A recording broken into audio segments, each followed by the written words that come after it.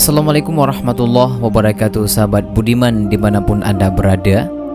Pada perjumpaan kali ini kita akan mengisahkan tentang para pengikut Dajjal. Simak video sampai habis.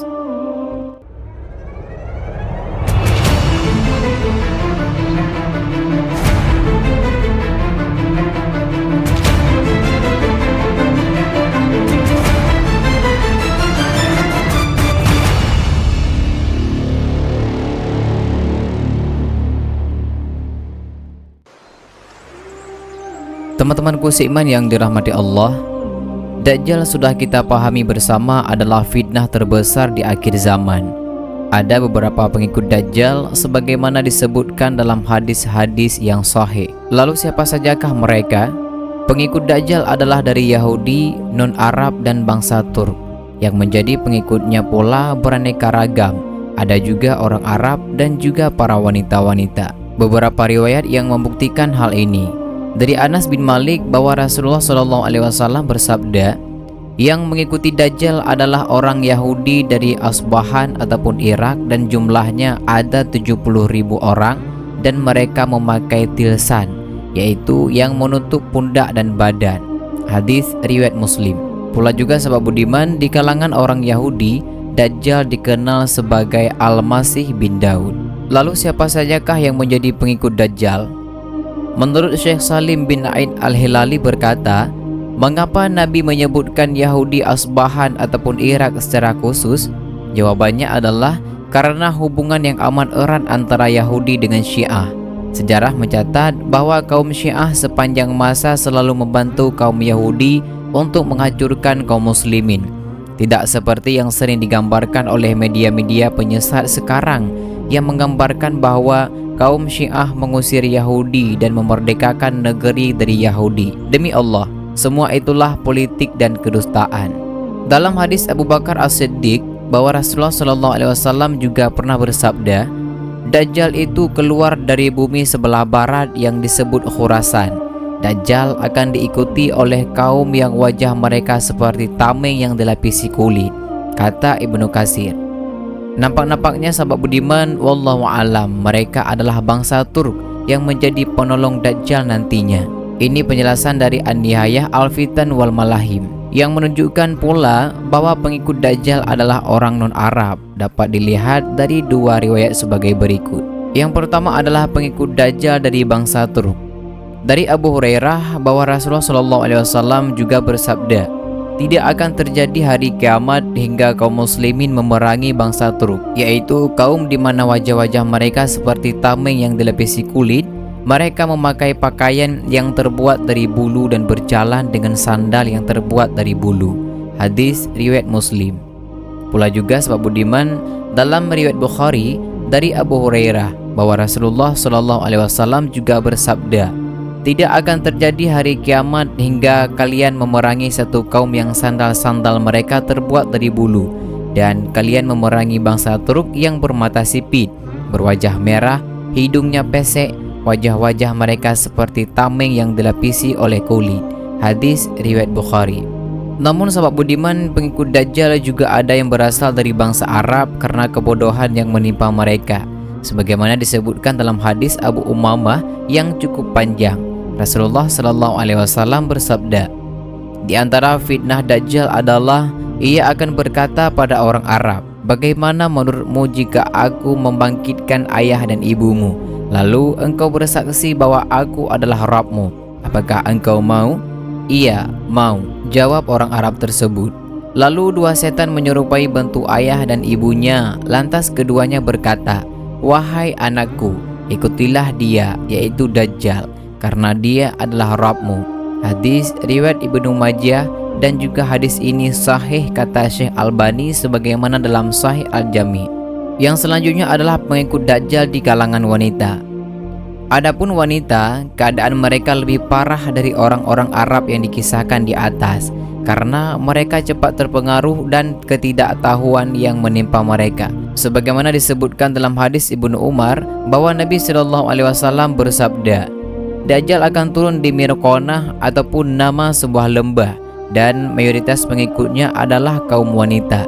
Sampai-sampai ada seorang yang pergi ke istrinya, ibunya, putrinya, saudarinya, dan bibinya. Kemudian mengikatnya karena khawatir keluar menuju Dajjal. Hadis riwayat Ahmad. Syekh Albani mengatakan bahwa sanad hadis ini adalah hadis hasan. Adapun juga pengikut Dajjal dari kelompok Khawarij.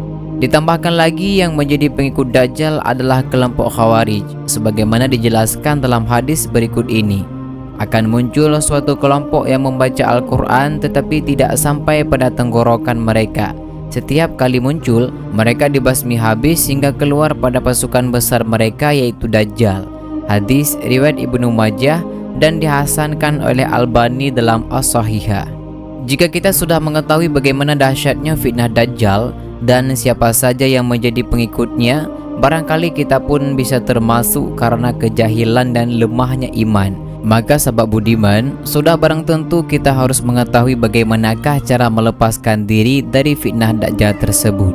Dan hanya pada Allah lah kita memohon dijauhkan dari fitnah Dajjal. Lalu sahabat budiman, mengapakah sebab Dajjal tidak disebutkan dalam Al-Quran?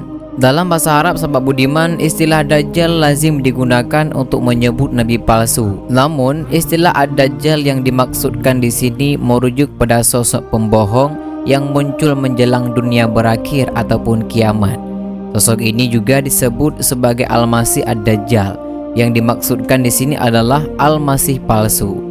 Menurut beberapa sumber, istilah ini berasal dari istilah Syria, yakni Mesiha Degala, yang telah menjadi kosakata umum di Timur Tengah selama lebih dari 400 tahun sebelum Al-Quran diturunkan. Dalam Kamus Lisan Al-Arab dikemukakan bahwa Dajjal berasal dari kata Dajjala, artinya menutupi. Mengapa dikatakan menutupi? Karena ia adalah pembohong yang akan menutupi segala kebenaran dengan kebohongan dan kepalsuannya. Dikatakan juga dengan kata-kata menutupi karena Dajjal kelak akan menutupi bumi dengan jumlah pengikutnya yang sangat banyak. Ada juga yang berpendapat bahwa Dajjal kelak akan menutupi manusia dengan kekafiran ataupun ingkar terhadap kebenaran yang datangnya dari Allah Subhanahu wa Ta'ala. Lalu, siapakah sesungguhnya Dajjal menurut rujukan utama dan pertama kita dalam menggali berbagai informasi, utamanya berkaitan dengan agama, yakni Al-Quranul Karim?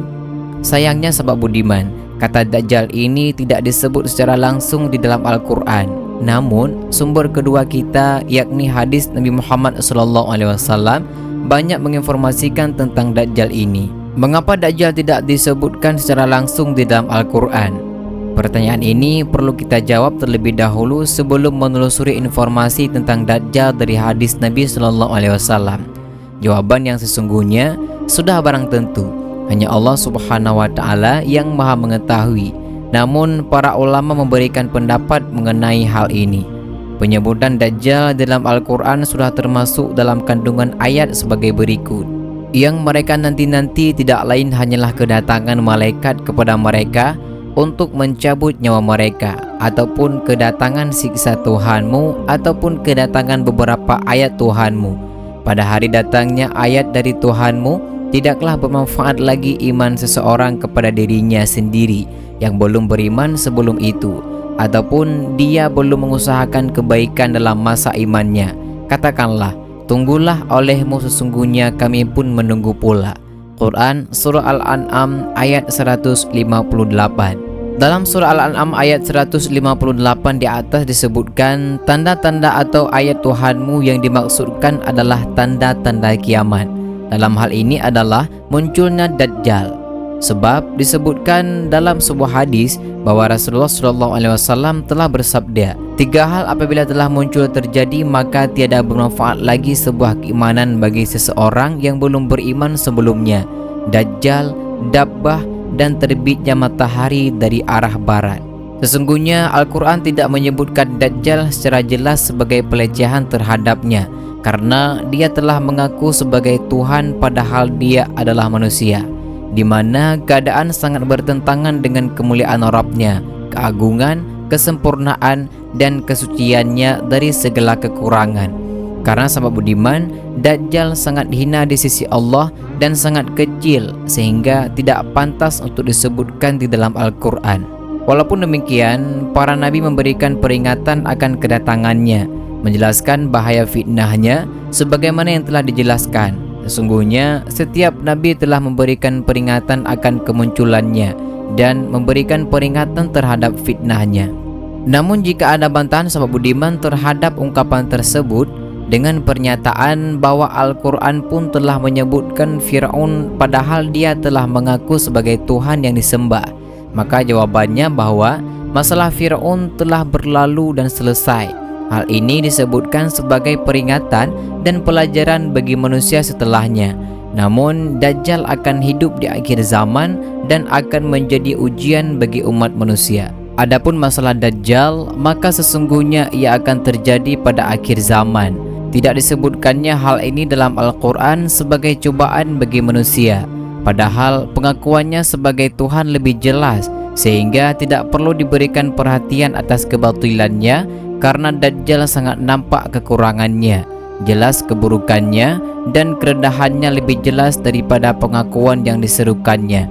Maka Allah tidak mengungkapkannya di dalam Al-Quran, karena Allah Ta'ala mengetahui dari para hambanya yang beriman bahwa hal seperti ini tidak samar bagi mereka dan tidak menambah mereka kecuali keimanan dan rasa berserah diri kepada Allah dan Rasul-Nya.